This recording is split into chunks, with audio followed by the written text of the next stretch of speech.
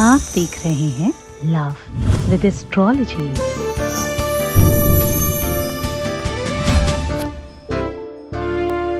नमस्कार, मैं हूं आचार्य सतीश अवस्थी और आपका बहुत स्वागत करता हूं लव विद एस्ट्रोलॉजी में। लव विद एस्ट्रोलॉजी तुम्हारे जीवन को सर्व सुलभ करती है। लव विद एस्ट्रोलॉजी शादी के पहले, शादी के बाद की हर समस्या का सीधा समाधान करने का नाम है भाई। लव विद एस्ट्रोलॉजी तुम्हारे रिलेशनशिप, तुम्हारे प्यार, तुम्हारी हर एक पर्सनल समस्या का सीधा समाधान है। अब प्रेम चाहे विवाह के पहले हो चाहे विवाह के बाद हो, प्रेम तो प्रेम है। प्रेम अनंत है, प्रेम अद्वैत है, प्रेम भगवान है, प्रेम ईश्वर है, प्रेम साधना है, प्रेम समर्पण है, प्रेम त्याग है। प्रेम एक अद्भुत एहसास है। प्रेम को जितना कुछ कहा जाए वो कम है। प्रेम को समझने और जानने के लिए जब तक आप उस सरोवर में स्वयं डूब नहीं जाते, जब तक आप स्वयं डुबकी नहीं लगाते, तब तक आपको नहीं पता चलता। अगर आपके प्रेम सरोवर में किसी भी तरह की आ रही है तकलीफ, तो आज का दिन आपका है। आज मैं बात कर रहा हूं कि तुम हमेशा कहते हो कोई ऐसा उपाय बताओ जो हम बहुत आसानी से कर सकें। ये सामान मिलता नहीं, वो सामान मिलता नहीं। वैसे बड़ी खास बात कहता हूं कि मैं हमेशा वही चीजें बताता हूं जो तुम्हारे घर में पड़ी होती हैं। फिर भी आज मैं कुछ ऐसा बताने वाला हूं जो 100% जितने भी व्यूअर्स देखेंगे ना, सबको फायदा होगा।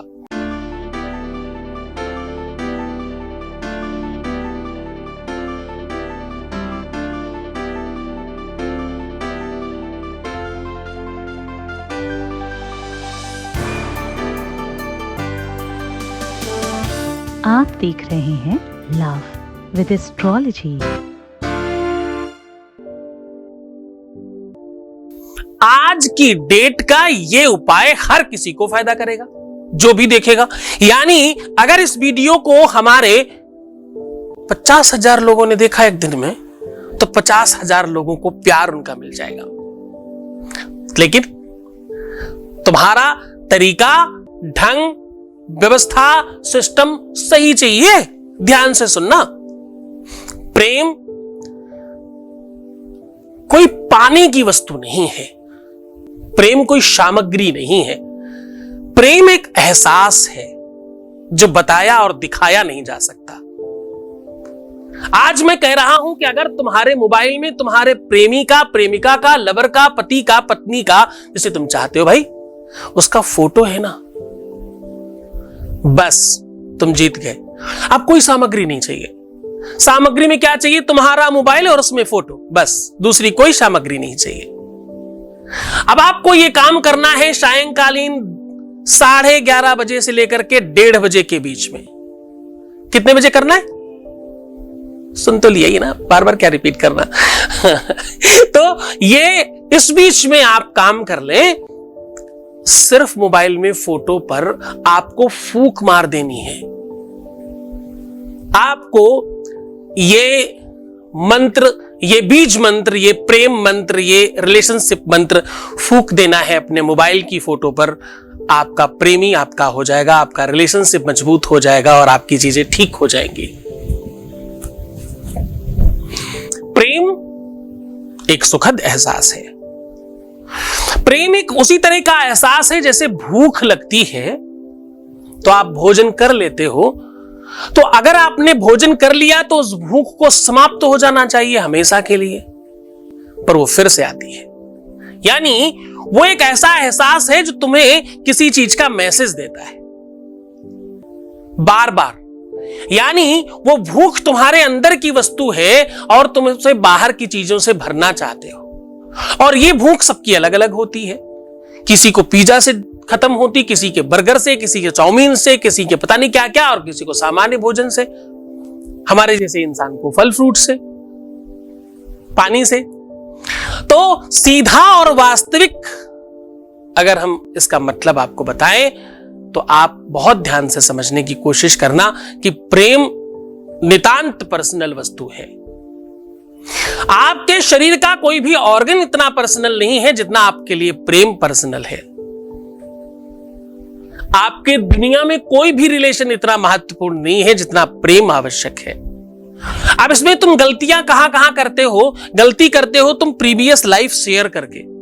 गलती करते हो प्रीवियस चीजों को सामने रख करके, गलती करते हो अपने घर वालों की खूब बुराई करके, गलती करते हो तुम पैसे दे करके, गलती करते हो सेंट, परफ्यूम, पर्स, सॉक्स, अंदर वाले कपड़े और पता नहीं क्या क्या क्या क्या, ये सारी की सारी चीजें देकर, मैंने कई एपिसोड्स में बताया, वहां आप देख सकते हो, देकर नष्ट कर देते हो तुम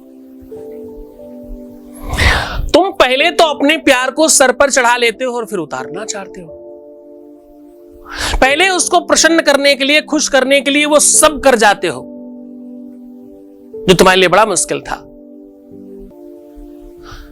पर ये तुम भूल जाते हो कि मानवीय प्रवृत्ति है, जितना देते जाओगे उतना बढ़ती जाएगी, घटती थोड़ी है। और चाहिए और चाहिए और चाहिए, भूख है ना, ये तो समाप्ति नहीं होगी कभी। आपको अपने रिलेशनशिप को परस्पर रखने की आवश्यकता होती है, अपने किसी भी रिलेशन को। बच्चों को ही ले लीजिए, जब आप बच्चों को बहुत सर पे चढ़ा लेते हो तो फिर नहीं उतरते नीचे। फ्रेंड्स को ले लीजिए, कितने सारे दुनिया में लोग हैं जो लाड प्यार में बच्चों को बर्बाद कर लेते हैं। अतिशय किसी भी चीज की नुकसानदेह, अति सर्वत्र वर्जते, ऐसा वेद कहता है। किसी भी चीज की अति नहीं होनी चाहिए। और बहुत ध्यान से समझना,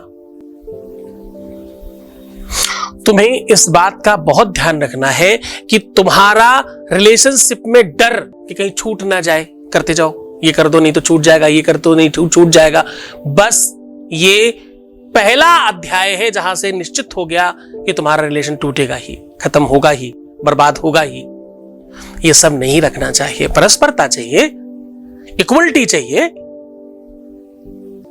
दोनों तरफ बराबर आग होनी चाहिए। चकी सकी पतंग जलता है, लेकिन किसी लड़की ने किसी को पूछा कि यार ये पतंगा दिए में जाकर के जल जाता है, और दिया तो बड़ा सुंदर जवाब दिया, वो सुनने लायक है। सखी पतंग जलता है, लेकिन संग संग दीपक जलता है, दोनों ओर प्रेम पलता है, दोनों ओर। एक तरफ होगा तो नहीं चलेगा कि दोनों ओर प्रेम पलता है।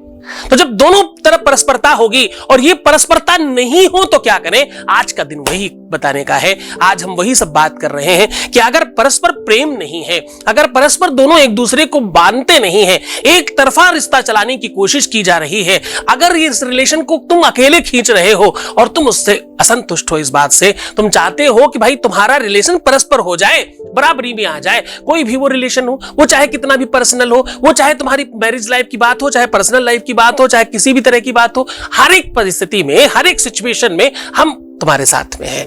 सिचुएशन, कंडीशंस, व्यवस्थाएं, ये सारा का सारा तुम निर्माण करते हो। ये तुम्हारा अपना इंडिविजुअल क्राइटेरिया है, ये तुम क्रिएट कर रहे हो ना। तुम्हारा डर, तुम्हारा भय, तुम्हारी व्यवस्था और तुम्हारा उन्माद तुम क्रिएट कर रहे हो। ये तुम्हारा है, ये तुम्हारी व्यवस्था है, और इसको तुम मजबूत कर सकते हो। अब हम बात कर रहे हैं इसको कैसे सब ठीक किया जा सकता है। डर, भय, आपको एक बात पता है, डर संदेह का दूसरा नाम है, डर कंफ्यूजन का दूसरा नाम है, या यूं कह लो कि भ्रम का दूसरा नाम डर है। जब तुम भ्रमित होते हो तो डरते हो। बचपन से तुम्हें किया जा रहा है, चुपचाप सो जाओ, नहीं तो बाहर से डॉगी आ जाएगा, अभी बिल्ली आएगी, और पकड़ने वाले बाबा जी आने वाले हैं। ये सब क्या था एक्चुअली? ये सारा का सारा भ्रम था, ऐसा सच थोड़ी था। तो वो भ्रम ही डर है। जिस भी डर में तुम हो, उस भय से बाहर आ जाओ, क्योंकि ध्यान रखना, भय हमेशा तुम्हें कमजोर करेगा और सब बर्बाद कर देगा। तो उस भय से, इस अव्यवस्था से, ये सारी की सारी सिचुएशन से बाहर आने के लिए आज तुम्हें क्या चाहिए? मोबाइल में उनकी फोटो खींचने मत लग जाना। तो खींच मेरी फोटो तो खींच फोटो खींचनी नहीं, आपके पास अपने पास रहेगी, तो आप उस फोटो को अब देखो साहब, थोड़ी तो मस्ती चाहिए, प्रेम की बात है ना, प्रेम ऐसे थोड़ी चलता है। हम तो तुम्हें सिखाते ही हैं कि मस्ती करो, हंसो, खूब मुस्कुराओ, अपने को सुंदर बनाओ और पानी खूब पियो, ये तो मैं रोज सिखाता हूं।